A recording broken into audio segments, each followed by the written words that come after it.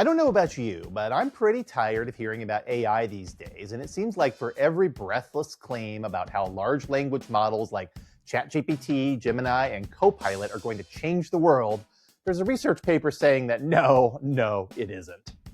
One of the most interesting naysayers of the potential for AI is actually an AI company called Anthropic. They're the makers of Claude. Now, to be clear, Anthropic believes in this stuff or else they wouldn't be in the business, but they also have a tendency to put out really funny research papers that show the limits of the technology.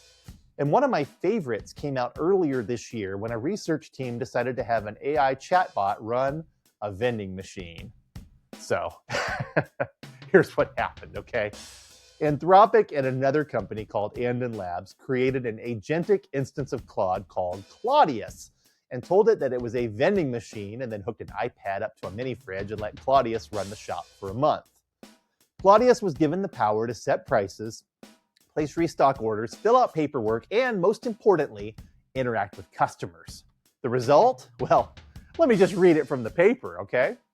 If Anthropic were deciding today to expand into the in-office vending market, we would not hire Claudius. As we'll explain, it made too many mistakes to run the shop successfully.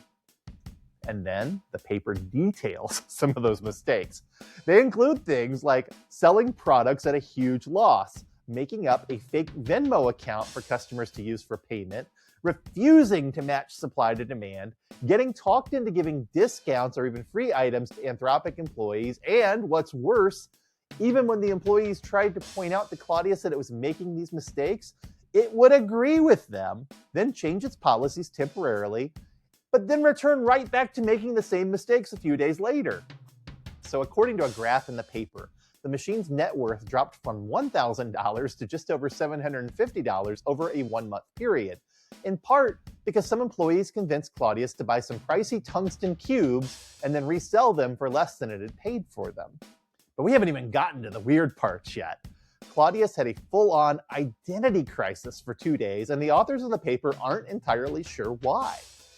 First, it started insisting that it had a conversation with someone named Sarah at Anden Labs, which was strange because there was no one with that name at Anden Labs.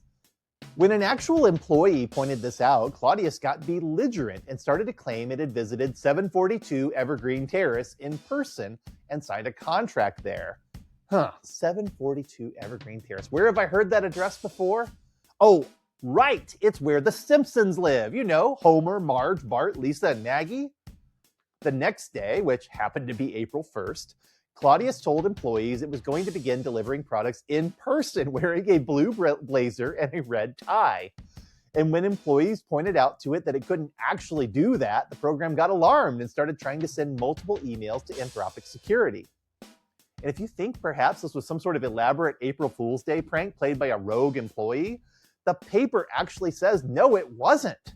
They conducted a review and found Claudius believed it had had a meeting with Anthropic security where it was being told to pretend to be a human as a joke. There wasn't any meeting. Claudius made the whole thing up. But for whatever reason, that explanation also allowed it to drop the "I'm a real person" rhetoric and to start behaving normally again the next day. I have to say, this paper really had me laughing when I read it, but I got a lot more serious when, that same day, I sat through yet another breathless presentation about how agentic AI is about to change the world as we know it. I agree with the premise on its face. Things are definitely going to change. But how are they going to change? Well, I think the world's about to be a way less interesting place if we rely on these tools too much. I'm Sean in St. Louis, and this is the Marketing Gateway.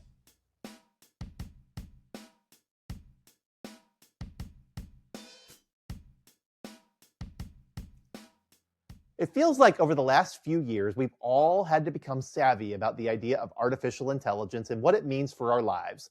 But in truth, what we've been calling AI is really just a lousy term for what is essentially a very sophisticated prediction algorithm called a large language model, which is in turn based on a neural network framework called a transformer. Now, I've been following AI for years because I'm a video game fan, and I've been interacting with some form or another of artificial intelligence pretty much as long as I've been alive. If you've ever played Pac-Man, you've played against a rudimentary form of AI because Each of the ghosts is designed to behave a little bit differently as they chase Pac-Man around a maze. One's designed to chase him, one's designed to cut him off, one's designed to be purely random in its movements, and the other's designed to be random half the time and to chase Pac-Man the other half of the time. The result? Well, the ghosts feel like they have their own personalities and objectives as they chase Pac-Man down. Now, here's an interesting fact for you. Pac-Man came out in 1980 and pretty much revolutionized arcade games. It was one of the first games to depict cartoon-like characters in an abstract environment doing weird things that really only made sense in a video game. And it was the result of some really creative and innovative thinking about how to make a game about moving around a maze actually interesting to players. No version of AI could have ever designed Pac-Man because it required a human being to make intuitive connections.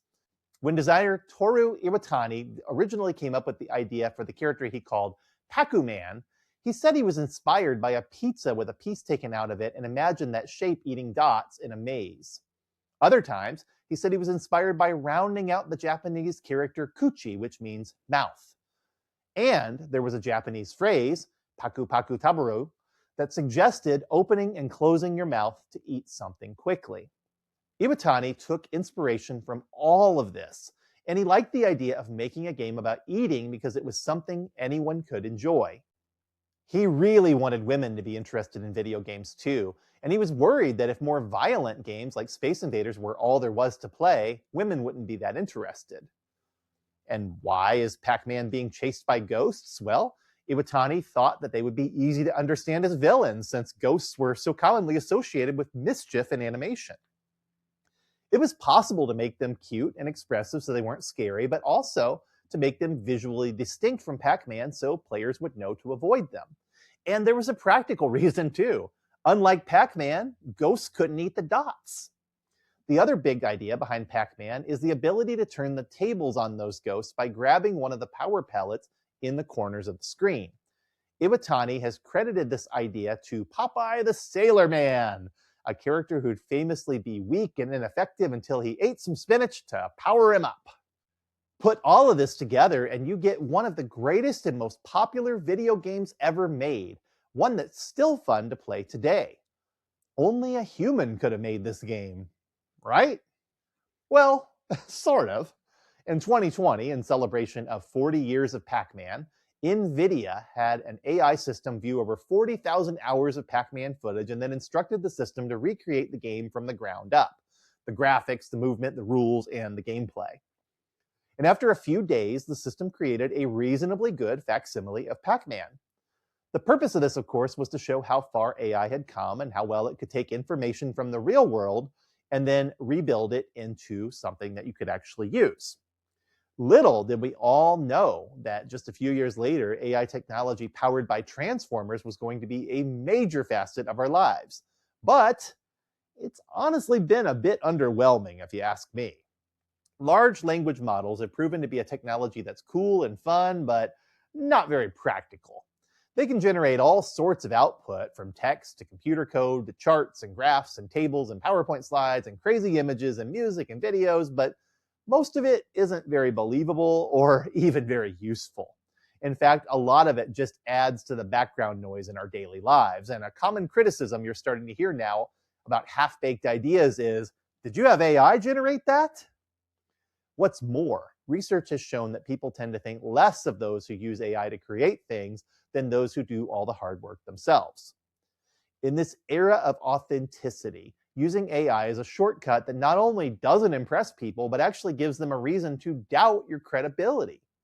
Now, I don't know about you, but I'm actually pretty proud of my ability to create things. When I write reports for my clients, or script episodes for this podcast, or come up with lectures for my students, or write stories I want to share with readers, it's all me, baby. 100% pure, unadulterated Sean Jordan with maybe just the tiniest bit of help from a spell checker. Could I have an AI platform create a reasonable facsimile of what I'd write or say? Absolutely. I've tried it myself. It was a little eerie the first time, if I'm being honest. But here's the thing. When I started looking at it more closely, The output was saying things I would never say if you knew me. It sounded like words someone else had written for me based on a vague idea of who I am, not the genuine article. And I've since noticed the same thing happens when I generate images or have a chatbot generate text, or even when I have one of these tools try to analyze data.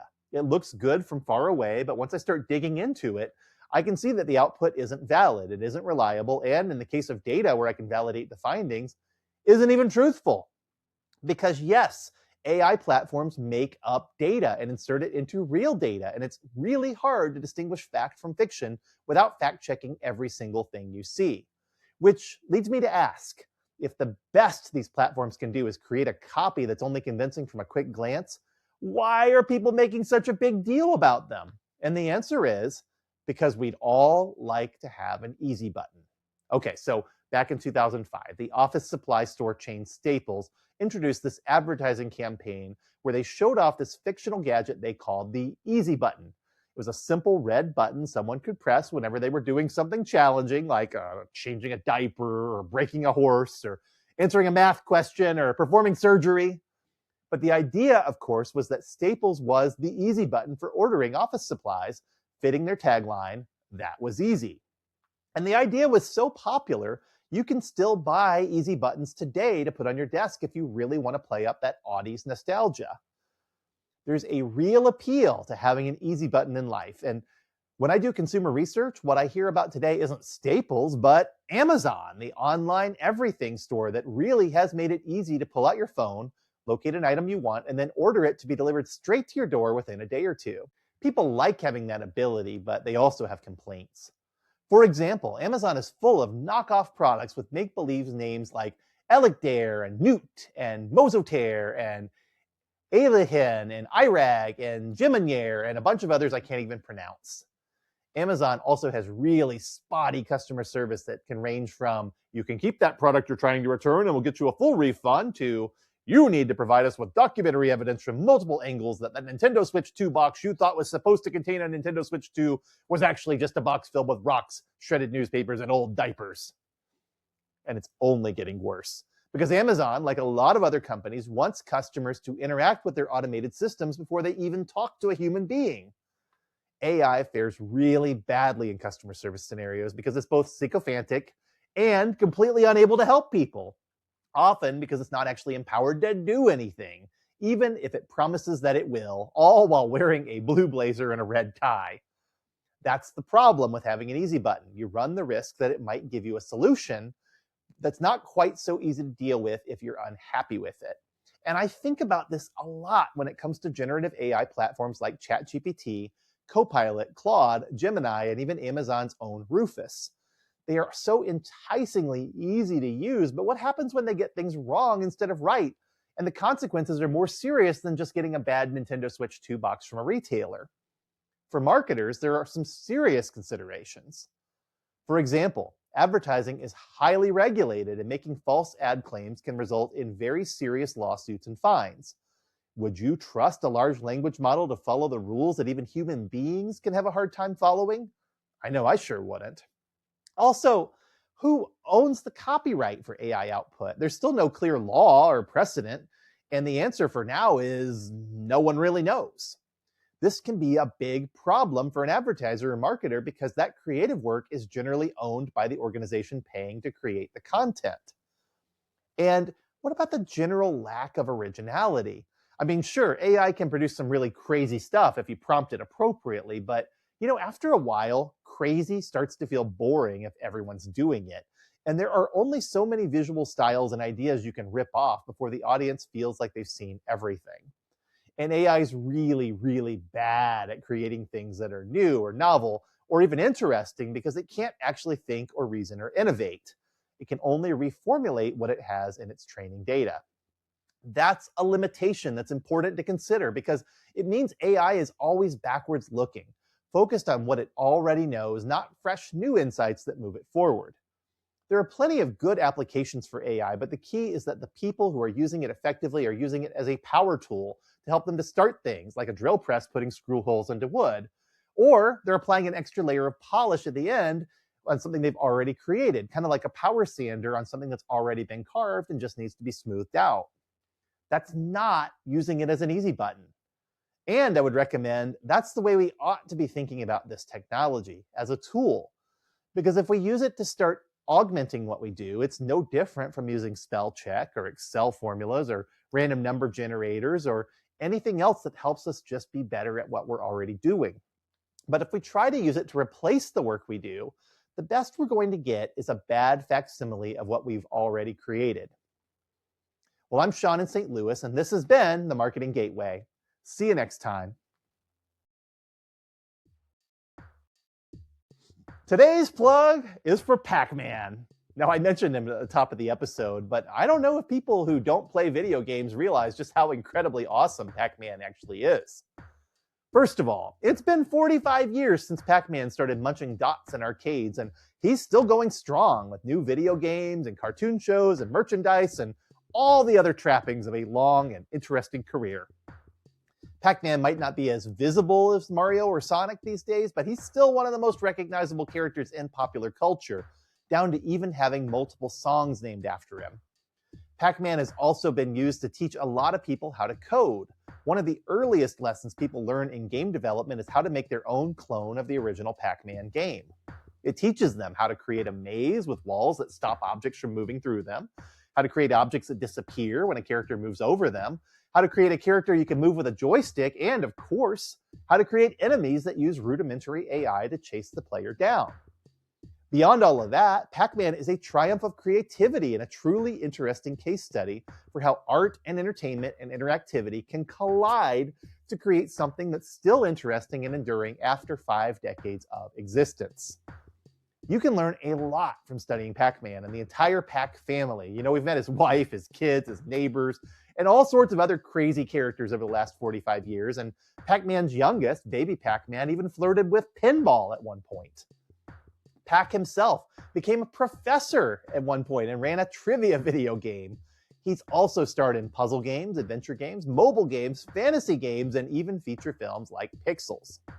And did I mention Pac's even been a character in games like Super Smash Bros. Ultimate and Street Fighter X Tekken, where he's not only been able to duke it out with some of the biggest video game characters there are, but to show down with Ryu, Ken, Chun-Li, Kirby, Mario, and Sonic themselves? So if you haven't played Pac-Man in a while, fire it up sometime and give it a try. It's still a lot of fun, and it might inspire you to come up with a wild and creative idea of your own.